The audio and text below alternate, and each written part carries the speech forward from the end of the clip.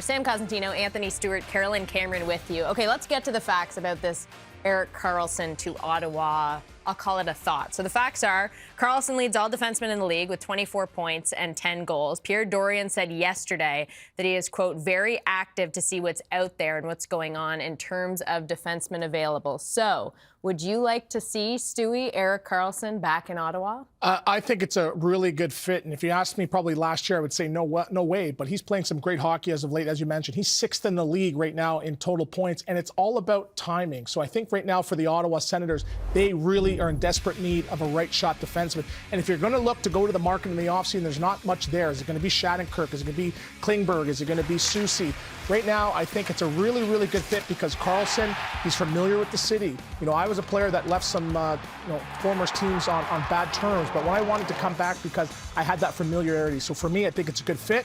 But the dollars and the cents, how does that work there? Well, San Jose would have to eat some of the dollars and cents there at $11.5 million, even though it would still be cap compliant for the Ottawa Senators. They're not really a team that plays up to the cap. So when you look at that hit at $11.5 million, yes, they would have to eat some of it. But Mike Greer said he's also open to making a trade of Erik Karlsson, and who knows what that might be able to bring back. But when I look at the Ottawa Senators defensemen, 25 points they've accounted for.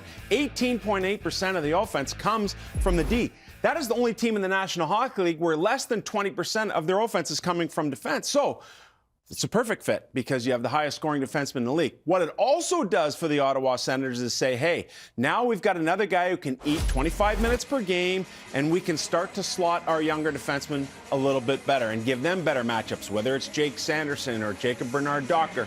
If it were Lassie Thompson who were to be called up and start to play, now you have a better opportunity to slot those young players, give them fewer minutes, and allow Chabot, when he comes back healthy, to work with Karlsson in a top pairing role where they could essentially play almost half the game for you. I think it's a brilliant move if you can make the money work. Well, and you saw some of those young names mentioned coming onto the ice in Ottawa on Hockey Fights Cancer Night at Canadian Tire Centre. But yeah, okay, if you can make it work financially and against the cap, like, you got to give some players up. Who would you be willing to give up when you have such a youthful, talented team?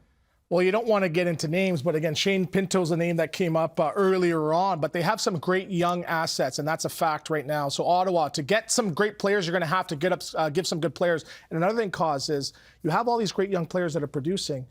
You can't afford all of them. So you have to now do an analysis right now in your whole entire organization. Who's going to be worth that $6-7 million down the line, and who can you really flip to get some assets that really addresses a need? When you're a new general manager and you come into the league, you want to be able to put your stamp on a team. And the best way to do that is through the draft. So when I look at the Ottawa Senators with some draft capital, some picks that can go back the other way, of course you'd want some live bodies to go along with it. But that draft pick capital, I think, is really important, especially in the hands of a new general manager who really wants to put his imprint on the team.